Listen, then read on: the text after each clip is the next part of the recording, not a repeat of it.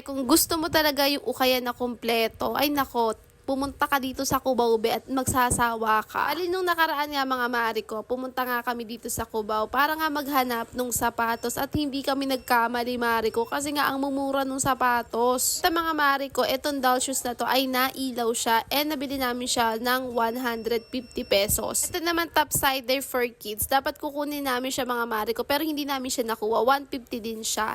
And ito mga mari ko, na-get namin to. Ang ganda-ganda niya. Very classy lang siya. Basta ganito yung mga gusto kong sapatos and 150 din siya.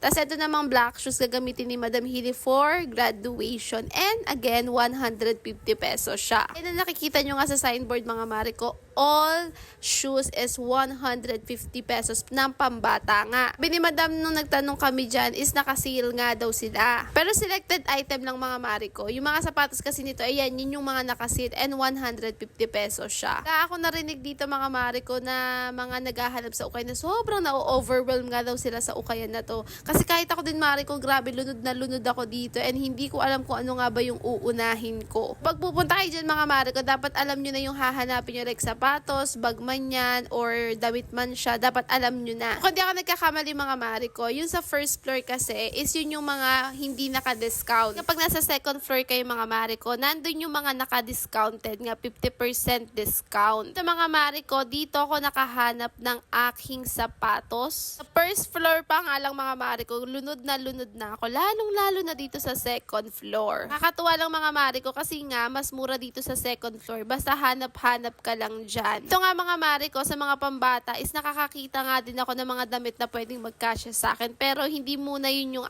aking kinuha kasi nga nakafocus lang ako doon sa hinahanap kong sapatos. Ang gaganda ng mga damit dito mga mari ko kasi mga branded talaga siya. Tapos may mga nakikita nga din akong costume for kids. Kaya ako naghahanap kayo ng mga costume para sa mga anak nyo and malapit lang din kayo sa Cubao. Pumunta kayo dyan. Ito naman mga mari ko, pambata siya. 4,100 siya. Pero may kakahanap ka din ng mga pang-adult din. Basta tiyagain mo lang siya. Pero talagang lunod na lunod ako dyan, mari. Meron din dito mga mari ko na pa-underwear and may iilan na mga pan-swimsuit. Pero hindi ako tumingin dyan, mari ko, kasi nga binidyohan ko lang ba. Dito naman mga mari ko, short, long pants, mga ganon, nandito siya. Pero hindi kami makahanap kasi nga sobrang lunod na lunod kami, B.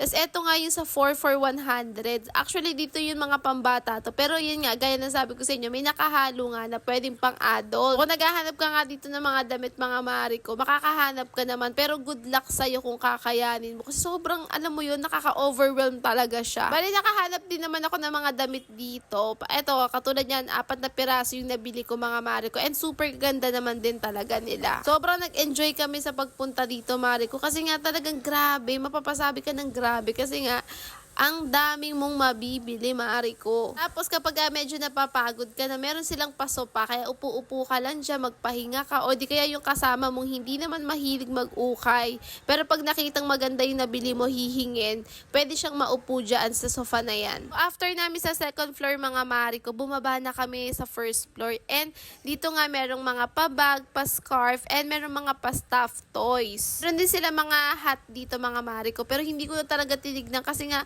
doon pa lang sa second floor, naku Diyos ko, umay na ako. So, eto na ngayon nabili ko mga mari ko. Eto ay 200 pesos. And eto naman is for Madam Hilly, 150 pesos siya. And ito yung isang sandals na ako yung pumili, 150 rin siya. And tapos ito si Madam Hilly naman ang pumili. And nakuha namin siya ng 150 pesos din. Yun ang mga mari ko. Thank you sa panonood.